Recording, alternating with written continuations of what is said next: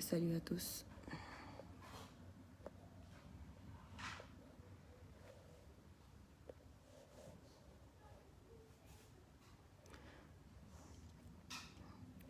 Babou Diop Diop maa ngi leen nuyu di nuyu ñëpp ñoom Yondé Pape Touré Dior Moustapha yi ñëpp maa leen di jaajëfal bu baax. Alors bon, on va écouter déjà le discours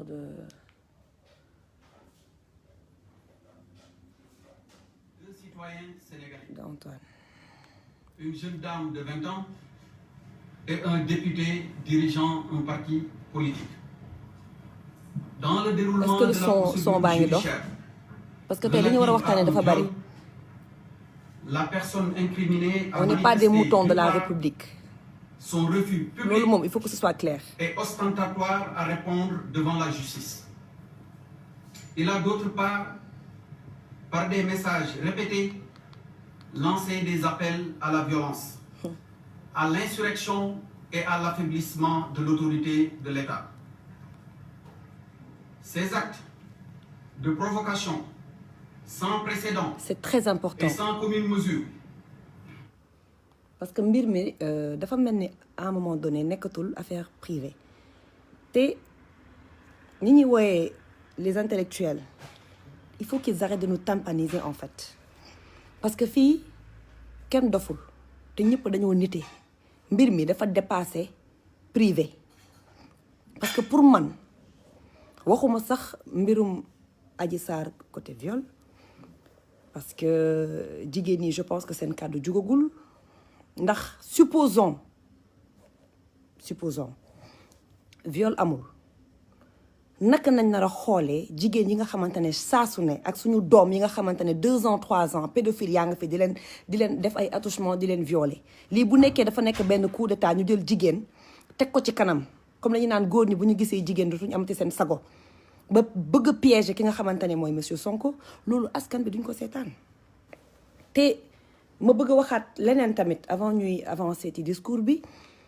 démocratie nañ wax kon chacun est libre de donner son avis maanaam man tey faraluma nekkuma parti au pouvoir nekkuma Pastef waaye sama soutien dama koy jox monsieur Ousmane Sonko. Pourquoi? Parce que dafa am loo xamante ne nañ waxante dëgg ñi koy duut baaraamu tuuma mais ils ne sont pas blancs comme neige ñun voté wuñu pour kii dem massage wala kii def adultère et cetera mais attends Sénégal ñun république nekkuñu république islamique je suis désolée nañ bàyyi suñu hypocrisie bi boo ma weddee na nga dugg Femme Chic xool chaque jour jigéen jooy te infidélité jëkkëram chaque jour jëkkër yi jooy ci seen infidélité jabar kon il faut qu'ils arrêtent en fait de vouloir diaboliser monsieur Sonko. Pourquoi? Parce qu'il est parti se faire masser léegi nag ku nekk am nga droit ne man foogee ma ko woon fii li mu doon woote et cetera loolu d'accord naa mais à un moment donné faut pas qu'on nous prenne pour des chiens en fait.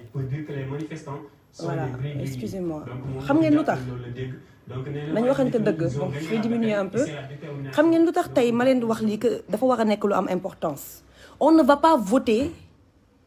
pour Ousmane Sonko parce qu'il est parti dans un salon de massage. Libre à lui de faire ce qu'il veut. S'il trompe sa femme, eh ben, ce sera à ces dames de régler ce compte avec lui. ñun suñu yoon nekku ci chaque jour nga dégg ministre bu dem takk jabar ñii takk kaw ñii takk suuf xam nañ li xew ci dëkk bi kon faut pas nous prendre pour des cons. Man li tax may gën a révolté wu tey mooy pourquoi le président il reste silencieux. Pourquoi? Lan moo tax? Est-ce que mépris la? Est-ce que nappaate la? Est-ce que lan la? te monsieur Sall avec tout le respect que je vous dois mais même bu nekkoon benn nit mooy jooy sa wareef moo doon nga wàcc man dama foone woon que présidence ñoo am problème de communication mais à la longue su may xool say discours yi fan yi ngay génn je comprends pourquoi doo génn lu bari ngay def noppi. Man premier mandat Macky Sall temps wu fekkee ma ci boole man Macky Sall laa voté deuxième mandat bi j'étais en France on n'a même pas pu s'inscrire parce que carte yi ñoom dañoo jël ba am nit yi leen doy ñu bloqué ko loolu je pense que kenn du ma bàyyi ma fel kon à un moment donné il faut qu'ils arrêtent parce que nous comme ni ma ko doon wax dama bëgg sénégalais yeewu bu ñuy votel nit mu nekk tout simplement parce que dafa am ñu votel maanaam programme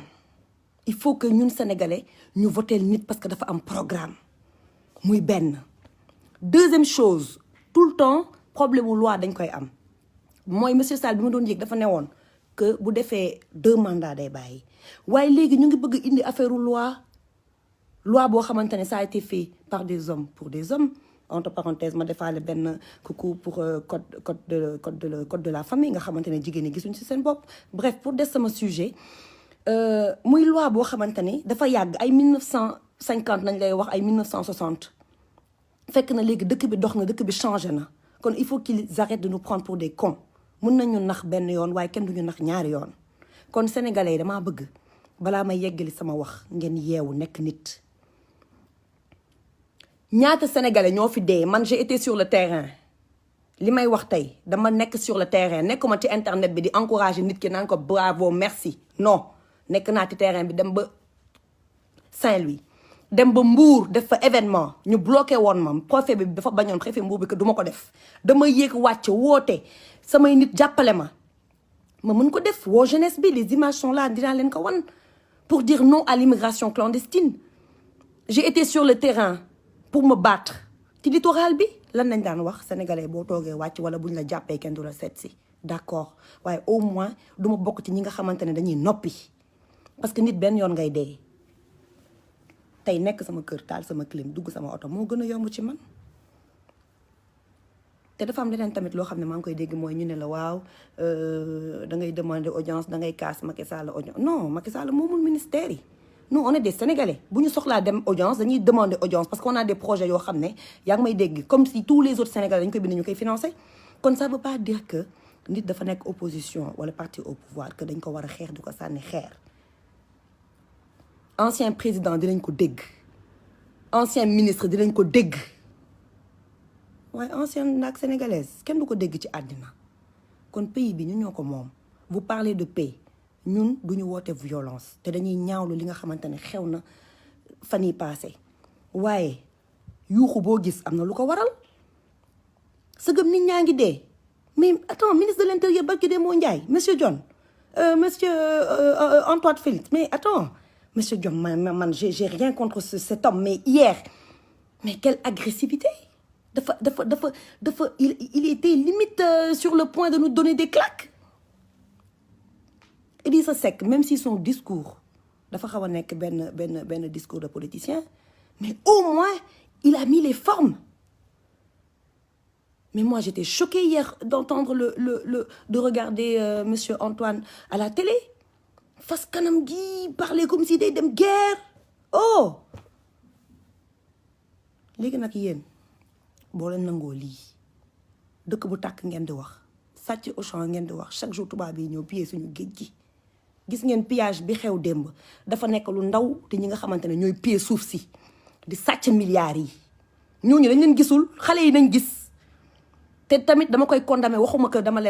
ànd ak ñoom parce que tamit man Auchan ay yëfu tubaab la yëfu sénégalais d'accord ma ci parce que suñu parents tubaab suñu parents sénégalais yaa ngi Europe di daan doole di liggéey ak tubaab yi sénégalais de l'extérieur yi engagé am jom bëgg seen réew dañ waxante dëgg ñaata artistes ñoo fi nekk tey mais faut arrêter avec l'histoire de Samba Mbayaan mais jug leen wane seen bopp waxuma leen ngeen faral Sonko wala Macky mais sénégalais yiy dee suñu xale yi nekk ci mbedd mi ngeen ne pataaral événement bu amee yéen njëkk a jug sénégalais jàppale leen mais faut arrêter à un moment donné faut arrêter lii bu doon période esclavage yéenay tax ñuy noot bu ñu nootee yéen a tax fii ku noppi da nga nekk complice démocratie la faral leen Macky Sall d'accord vous êtes libre et on respecte kenn amul droit saaga kenn parce que dafa faral Macky waaye nag ngeen may nit ñi seen jàmm bu ñuy soutenir Ousmane Sonko te d'accord ma bu ñuy wax naan oui vous êtes des femmes nanani nanana mais c'est révolu tout ça les femmes ne sont plus ci air boo xamante ne dañuy toog def seen maquillage def seen taloo cokki def groupage def seen muso di tàccu président ça wiiw loolu dafa xeewi loolu suñu ay jamonoy maam lañu. Aujourd'hui les femmes vont prendre la parole. Nos enfants sont en train de mourir man doomu gendarme la sama papa tey dafa jug dem armée sama papa dafa xeex pour le Sénégal il a servi le président Diouf sama papa dafa liggéey ak président Diouf pale la jëlee retraitam sama enfance yëpp maag pale ñoo jàkkaarloo nii suñu kër ñi may seetaan dinañ ci xam musuma ci wax parce que gawma loolu mais j'ai eu un père digne bi ñu màggee ma koy laaj ne ko papa am na ñoo xamante ne ci nguuru Ablaye Wade nekk nañ ay garde corps ñëw ñi am seen ay kër ay château ay milliards papa lu tax amoo kër boo xam ne Almadies la nekk comme ñoom waaye il m'a fait savoir que ñaqam la dundee te ñaqam may ko woon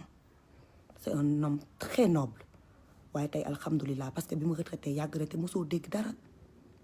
kon macha allah doomu gendarme mooy wax ak yéen tey dama bëgg a woo sama papa colonel yi papa généraux yi papa major yi man ci camp laa juddoo conk gii laa màggee ak caserne Faidherbe lan mooy ndayu ay policiers jël dem ay di tirer ay manifestants il faut pas qu'on fabrique des monstres je suis désolée man je suis outrée par tout ce qui se passe mais policier naka nga mënee jël wala gendarme yow pistolet nga mel ni ku nekk guerre seen peuple kenn waxu ci nervi yi ngeen jël di leen fay 10 000 15 000 ñuy terroriser population bi bés bu population bi jógee ba révolté di ngeen xam ne lépp dëgg la di ngeen xam ne nguur jaru ko fii li fi xew may parce que dem moo njaay mu ngi fi waaye lii yëpp man en âme et conscience damay woote pour jàmm ak salaam parce que suñu liggéey nañu am suñu ay doom nañu am xale yi jàngiwuñu ñun liggéeyuñu ñu ngi nii toog ci kër yi di xoole waaye nag jàmm ji dafa war a nekk ci ñaari parti yi mooy ngeen may nit ñi seen jàmm ñun dugg ngeen fi xeex comme li ma doon wax sànq mbirum mbënd bi président jugul ba tey jaale nit ñi tweet la bind il n'a même pas reconnu c'est mort et après tey ñun jug nañ kaas ñëpp ne patt ci internet bi kenn waxu ci waaye luy raam ci ñag bi lay ñëw ci ñag bi la jëm gis nga ku toog seetaan tamit ay bi buy ñëw dina dal sa kaw bopp kon woote leen jàmm woote salaam te beneen chose aussi chef religieux yi damaa bëgg ngeen xoolaat seen bopp parce que man xool naa fi ay jamono chef religieux yi bu ñuy jug di wax ci politique ñëpp di bind ñàkk teggin bu ñu xasee waa Tiwaawan xas waa Tuubaa xas waa Laayeen xas Ñaseene comme si seen papa yeeg seen yaay yi ñoo gën a nekk nitu diine yu mag yi ngeen baal ma ci kàddu gi man suñu jamono ji xale yu ñàkk teggin laa gis moo tax lu ñuy dal duñ ko xam parce que mbir bu bon buy ñëw ñëpp lay dal ku nekk tëye di tweeter ku nekk boo amee sa moment di bind xas nit ki saaga nit ki et cetera après léegi nag tey ngeen bëgg jàmm di bëgg a woo chef religieux yi mais suba bu chef religieux yi nar a jug waxti politique kon il faut ngeen may leen loolu parce que nag nit doo ko yaakaar ba pare yëpp ko lii dafa nekkoon wax joo xam ne dama ko dencoon parce que dafa nekkoon loo xamante ni daf ma doon trotter tout le temps démocratie dafa nekk lu baax ci dëkk Sen TV ni ñu coupé seen signal neexuma ngeen baal ma man Walfadjri ni ñu coupé seen signal neexuma TFM bi ñu taal ak RFM neexuma mais ñi ko moom am nañ droit wax comme bañ a wax il faut ñu nangul leen loolu tant que nekkuñu dëkk boo xam ne dañuy woote démocratie bu mu nekk démocratie bu ngarale na nekk démocratie boo xam ne pour ñëpp la tey ndax neexu la bul seetaan mais rombal en revanche bu nekkee da nga am sa avis mais wax ko nañ waxante dëgg lii dafa ñaaw man nag woote 8 mars bi résistance bi ñu wootee man danaa ca dem danaa dugg doxantu woote jàmm woote salaam ndax ñun jigéenu Sénégal ñoo war a jug takku nañ leen jug takku génn ci internet bi nañ leen jug takku ngir woote jàmm nag laa wax woote jàmm woote salaam dañ waxante dëgg dafa am benn bés mu am benn waay boo xamante ni dafa romb gis ñaari waay di xeex ñu ne ko waa sëñ bi doo leen àtte ngeen baal ma àq ci vraiment mouchoir bi waa ji ne moom ay xeexu xale yoonam newu ci ba ma xale yi romb dem yoonam bi mu demee ubbi butikam benn doom bu sob la am xale bi ne firib dégg coowu xeex bi rek daw buñ ko ba ma xëy xale bi doomam bee njëkk a dee loolu dafa nekk ay jàngat yoo xam ne olof yi dañ koy yeddaatee mooy maanaam ay mieux vaut fay coow li balaa coow li di dem foo xamante ne yow doo ko xaar dañ waxante dëgg ba pare man duma juriste sax waaye garde à vue ñaata temps la bu nekkee am naa fi benn juriste peut-être j'aurais bien aimé jël ko Papa Thier sama papa maa ngi lay nuyu bu baax a baax maa ngi lay nuyu di la sant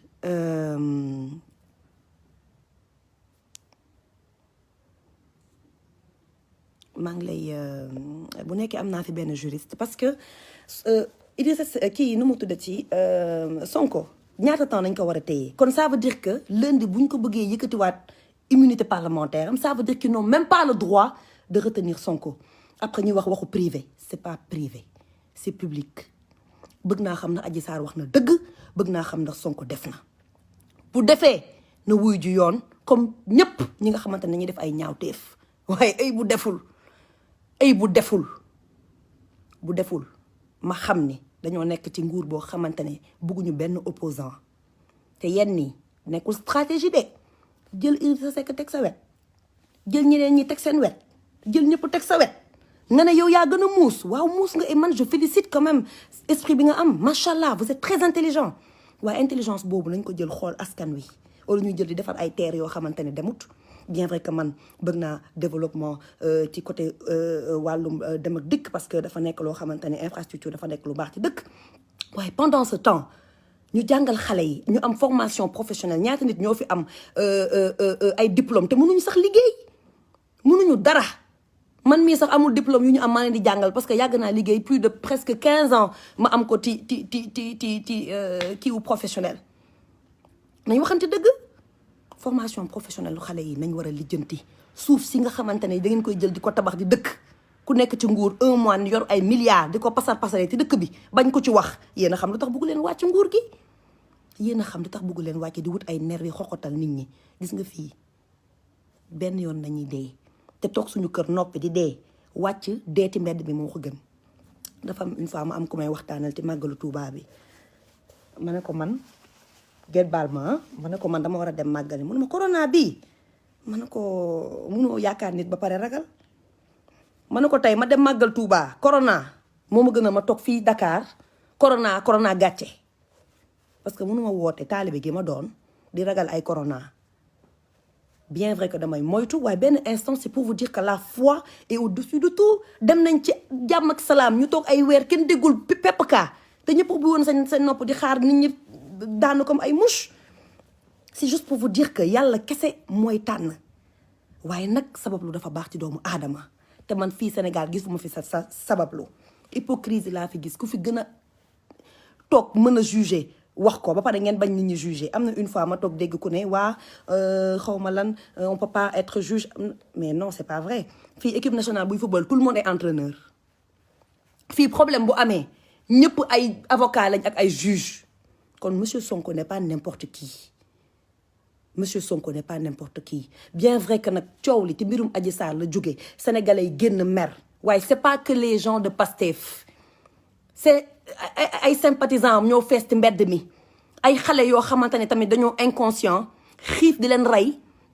yaa ngi may dégg ñuy gis ay immeuble ci dëkk bi gisuñu xaalis xale yoo xamante ne seen ay mag seen ay rak dañoo dee ci mënd bi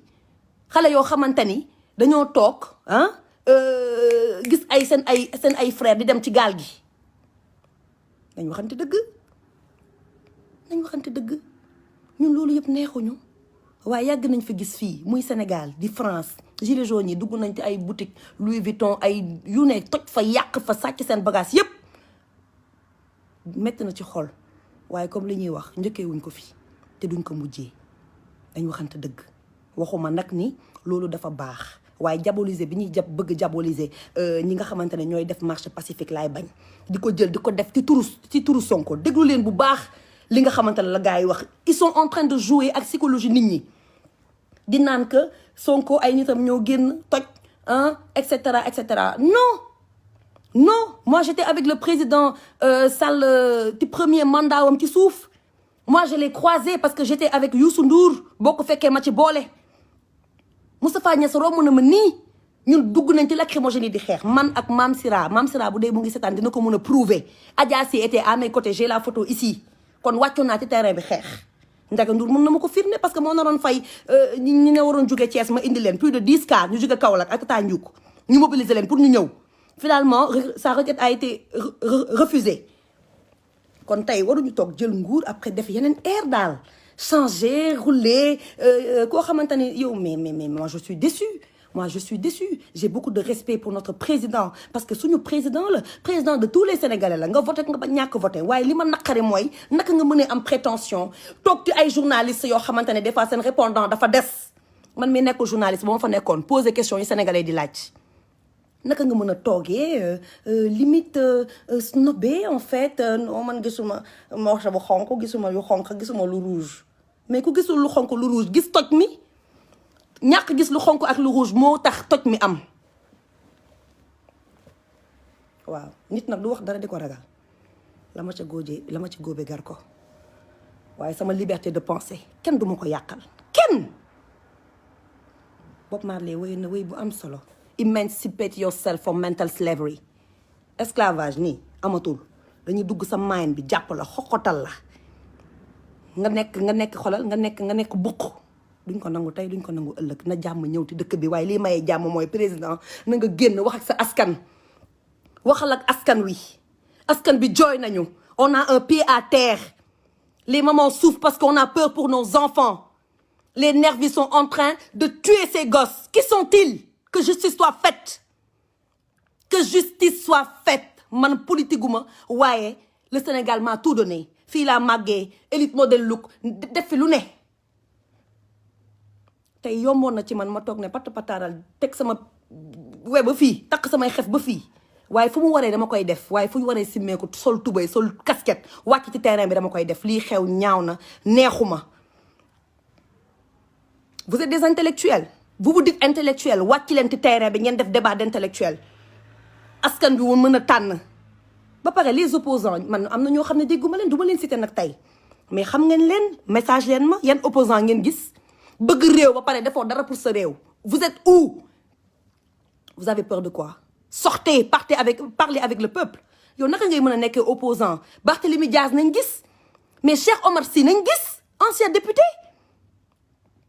Ngiraas yi nañ gis Mariama Fam waxu noppi Bousso nañ gis mais vous êtes où nom de Dieu vous êtes où sortez bu leen jël mbir mi di ko këpp ci chef religieux yi nga xamante ne bu ñu leen waxee doo leen dégg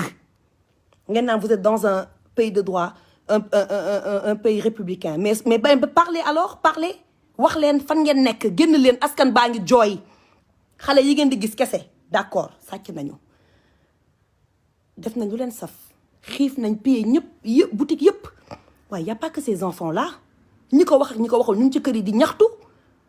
ñu ngi ci kër yi di jooy bu ñu waxee ngeen génn ay chiffres def ay bilan sonal nit ñi ak seen français yu fort te kenn xamul li ngeen di wax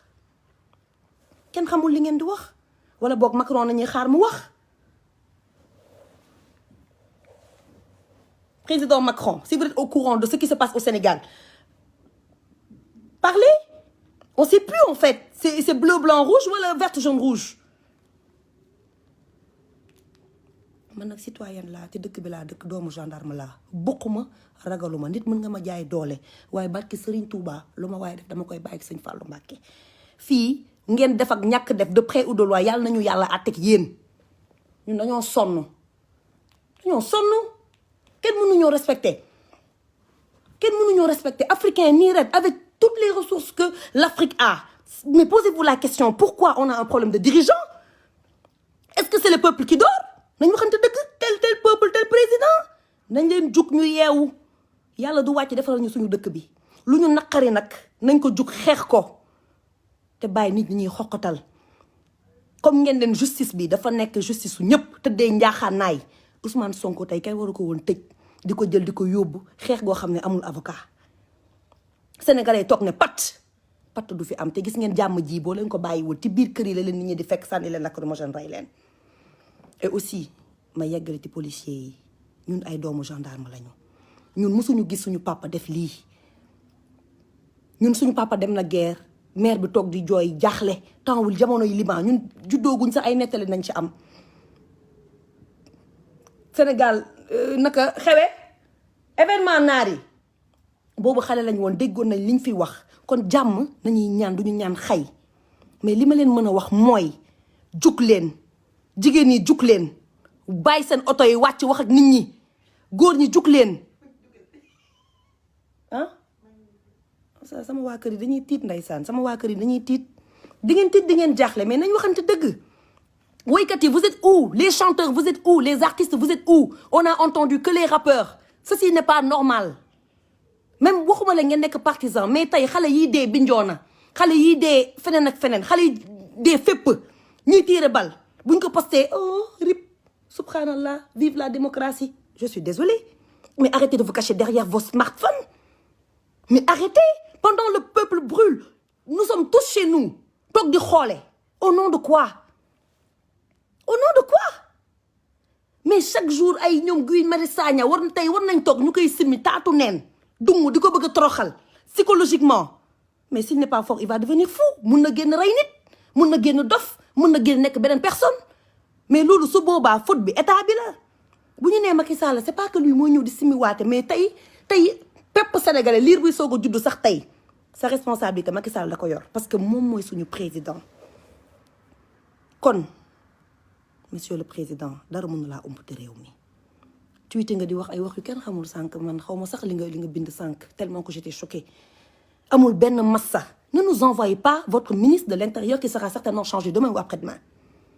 On veut vous voir yow nañ bëgg a gis nga toog ak askan wi bu ñu mépriser bu ñu tuutal yow nañ bëgg a gis. dégg naa yónnee nañ délégation Touba sëñ bi delloo leen ay yu kenn xamul kon am na yu fa xew yoo xam ne ñun mënuñ ko yëg mais boo bëggee jàmm bu ñu yónnee ay nit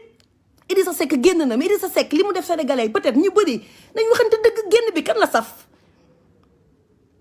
Et pourtant c'est un homme remarquable qu'on estime wàññiwuma kenn tooñuma kenn waaye damay wax au nom du peuple sénégalais. On veut voir le président Sall. On veut entendre notre cher président qu'on a élu. na wàcc wax ak askan wi xale jigéen yaa ngi dee góor yaa ngi dee jigéen yaa ngi jooy seen ay doom papa yaa ngi fi jaaxle nit ñi dàqati corona bi nag mënuma la ko wax tey benn xol neexul te xol yi yàgg na naqari mais nit ñee ne woon patt mel ni dañoo gëmm mbirum Sonko bi nag ñëw mel ni àqam dafa dal waa dëkk bi coow li ne fi xus mais Sonko da ko déclenché mais tey ñii ñu ngi marché parce que seen doom dee na te mbënd bi ñii ñu ngi marché parce que yoruñ dara dañoo sonn ñii ñu ngi marché parce que dañoo toog yaa ngi may dégg seen requête ñu koy yónnee kenn du leen faale parce que amuñu bras long étudiant yaa ngi nii chaque jour ñu xeex kenn du leen faale parce que amuñu bourse te étudiant dañoo war a toog am bourse ndax am na ñoo xamante ne ils ont la chance d'habiter à côté d'avoir des parents à côté te yenn saa yi sax ñu génne leen seen kër du ñu am lu ñu lekk du ñu am lu ñu naan kaas gi dafa bari te saafara gi bariwul lii la nit ñi di jooy kon partagez les vidéos partagez les comptes ñu mën a joxaat Sen TV seen signal joxaal Walf seen signal parce que personne n'a le droit de piétiner notre démocratie loolu kenn du ko nangu personne n'a le droit de piétiner notre démocratie te benn nit bu dee war na naqari ñëpp waaye lii du tey mënd bi ñi ci dee kenn déggul nit ku autorité bu taxaw wax ci nañ waxante dëgg bu dee mbirum 3e mandat bi la man mii su ma bëggee présenté war naa mën a xam ndax yow da ngay dem 3e mandat ma waajal sama bopp wala demoo wala su ma waajalul sama bopp waajal samay nit yu ma bëgg voter il faut que ce soit clair li nga wax teg ñu nag gor ca wax ja te tey même bu nekkoon la loi vous permet de vous représenter parce que première loi beeg nekk woon te constitution beeg ay naxaate yooyu ñuy wax d'accord waaye sa kaddu da nga newoon ni 2 mandats ngay def mais defal 2 mandats ki war a yéeg def 5 ans après ngeen demaat jogante boo mun na am nga gagné bu liggéeyul yow nga gagné. nañ nañ waxante dëgg. man nag wa salaam ba suba incha allah boo leen dawul duma daw boo leen taayiwul duma taayi tey nag dama ne woon sax mbir mi dama koy seddal waaye kuy wax dëgg doo muur sa wax te nit warul ragal dëggam. léegi nag bu nekkee am na ñaar ñett yu ma mën a jël ma jël leen nuyu leen suba ma yeggale di jaajëfal nag waa Ficha Sénégal waa Origine waa Sen Riposte vraiment ñu nekk ci internet bi ñëpp di si jàpp ñu ngi leen di jaajëfal yéen ñëpp parce que xibaar yi kenn waruñu ko nëbb dañ ko war a wax mu leer. léegi nag ñiy yàq lenn laa leen bëgg yëgal ñun ay jigéen lañ te 8 mars dafa jot foog ñu wane suñu bopp bàyyi leen sàcc geek yàq gi. ay xale ngeen d'accord waaye dama kon sax ñu naan ay xale ndaw yoo xam ne xamuñ dara ci politique je dis non xale bu ñu xamul tamit ci politique gis nañ seen yaay xëy di lijjanti téeméer duñu lekk. doomu boos yi ñoo toog duñu xam dara ci politique parce que bu ñu gestoo gis seen yaay gis seen papa ñu fay leen seen école ñu lekk ba suur ñooñu duñu muus comme xale yu pauvre yi. wala ñi nga xamante ne dañuy naan doomu baadoolo dañ leen di wooyee wala ñi nga xamante ne dañuy naan seen loxo jotul seen ginnaaw ñooñu dañuy xam àddina plus que yéen plus que man. parce que dañuy xam lan mooy souffrance dañuy xam lan mooy xiif dañuy xam lan mooy sonn kon ñooñu dañuy am maturité ba pare nañ bàyyi sànq maa ngi dégg monsieur Seck di ko wax ñuy bëgg naan waaw ñu dundal leen ñuy wax dañoo dépassé jamonoy xiif. am na ñu xiif gaa waaye dañoo dépassé jamono joo xamante ne bu sénégalais jooyee ñu jox leen ceeb jox leen diwlin ñu yogar yi dem jamono boobu c'est révolu jamono boobu c'est révolu gis nga jamono ji jamono joxe bakkan la. waaye nag ce serait dommage qu'il y ait beaucoup plus de morts pour que ngeen mën a comprendre que yéen dafa mel ne vous n'êtes pas sur la même longueur d'onde ak askan wi. c'est ça c'est un problème de compréhension à un moment donné vous n'êtes pas sur la même longueur d'onde yàlla xam na ko vous n'êtes pas sur la même longueur d'onde kon essayez quand même bu nekkee am na ñoo xam ne dinañ mën a wax ak moom kàddu gi wax ñu wax ko ci population dafa sonn nit ñi dañoo mer dañ ko bëgg dégg du gàcce ndeysaan Ablaye Wade ndeysaan ku ma ne woon dinaa toog jooy Ablaye Wade j'ai pas regretté quand même parce que li mu bëggoon def tamit c'était légitime ñu mën ko xeex bañ ko jox doole yooyu waaye am na à un moment donné je sais pas si yéen a ngi koy fàttaliku Ablaye Wade dafa ñëwoon toog saa yu waxee dellu ginnaaw saa yu waxee peuple bi jug ñu weer di ginnaaw bu waxee syndicaliste yi jug mu dellu ginnaaw ñu naan tapet la dafa ragal ndeysaan Wade mosul ragal Wade dafa bañoon deret tuuru dafa bañoon coow di am dëkkam di yàqu dafa nekkoon patriote waaye tey président bu noppi bu xale yi génnee même bu nekkee sax ñu ngi toj dañ leen tëj wala ñu xam nañuy def bàyyi brutalité policière yi pour lan jàpp nit de 100 fois nga rëy boum parce qu'il a fauté bu doon ko fauté ñu dóor la bal wala sànni la xeer kon yéen ñi doo leen fi des à un moment donné je dis stop les gens sont fatigués waaw bon alors bu nekkee mun naa am ku ma mën a jël d'accord kan moo mën a dugg je sais pas j'aimerais pas Abdoulaye Cheikh bon écoutez si quelqu'un a envie de rentrer j'aimerais pas citer des noms bu nekkee am na ko mën a dugg na mën a dugg na mën a dugg ñu mën a waxtaan parce que mbir mi buñ ko bàyyi ne du dem te nit ñi même boo defee appel pay dinañ ko def de mais intérieurement sénégalais duñ la dégg intérieurement parce que le mal est profond le mal c'est pas seulement Sonko c'est pas les gens de Pastef parce que lii bu nekkee Sonko dañ ko bàyyi da ngeen seetaan ñu xoxotal ko ëllëg bu ñu paree ci Sonko ci keneen nañ jëm dëkk dafa war a am opposant des gens fiables sont là dañoo war a dem jongante nañ waxante dëgg nit ñi moomu nit ñi te député yi nañ waxante si yéen député yi seen layow moom nit ñi dinañ ko xaar yéen boo leen layowul fii layooy fële fii kenn du fi député Macky Sall fii député sénégalais yéen vous êtes les députés du peuple kon il faut que ngeen agir comme député du peuple dëkk bi liñ fi wax yëpp kenn mënu ko wax bu nekkee nag moor yëpp da ngeen ko nar a jël teg ko ci ndoddu Sonko loolu dëkk bi duñ ko nangu je vous le dis dëkk bi duñ ko nangu ku dul man sax dina génn wax te suñu waykat yi ñu ngi leen di déglu suñu artistes yi ñu ngi leen di déglu Nigéria policier bu rey nit dëkk bi jug nañ ñoom Davido ñëpp jug nañ wax Congo ñëpp jug nañ wax Sénégal patt bi nañuy maye yéen a ma rusloo après demain bu ñax yi verte ngeen ñëw sëgg di lekk loolu du fi demee noonu te du fi am ngeen baal ma nag bu nekkee wax ci dafa dëgër waaye nit moom du sàmm kàddoom man nii laa mel Soya, tu es en ligne. Alors, je ne sais pas si je pourrais te prendre. Xewe. Numme keneme. Numme tam-tam. Bon, def leen ma signe, bu nekkee am na ku bëgg a dugg na ma def drapeau Sénégal. Aujourd'hui, bu nekkee am na ku bëgg a dugg waxe avem na def drapeau Sénégal ma mën ko jël ñu daal di waxtaan. Voilà. Voilà. Da nga bëgg wax ok Karara ñëwal. Et chacun est libre hein ku nekk na nga dugg wax la la saf ci jekk ak teranga. Voilà, alors je vais essayer de te prendre. Bon, fais-moi une demande. Je te vois pas. Fais-moi une demande. Fais-moi une demande comme ça ma mën la jël rapidement. Mort. Mais nag xam nga man gis ngeen dama tàmmul direct li may dugg ci direct bokkul.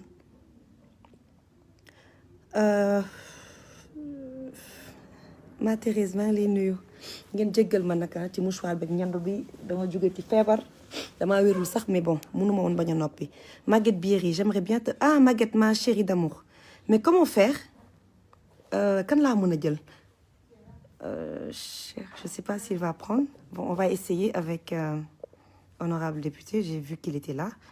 J'ai vu qu'il était là. Kan laa mën a jël voilà. Bon léegi ku mën a dugg rek j'ai envoyé des invitations bu nekkee am na koo xam ne mën a dugg mu mën a wax. Vraiment je vous remercie vraiment et vidéo bi nag boo leen ko gisee mooy dafa am ay messages yoo xam ne dafa jàlloon démb jàll tey te ndayu mbilli gi ba tey waxul te ndayu mbilli gi dafa war a wax parce que bu waxulee mbir mi du fi yem. wàcce ay bralon wàcce armée man damaa ruus bi ma déggee armée man dund naa ba heure bi gisuma armée lu dul ci défilé wala temps wu Yaya Jammeh ba ngay wàccal sa dëkk armée c'est une honte et l'histoire retiendra. L'histoire retiendra.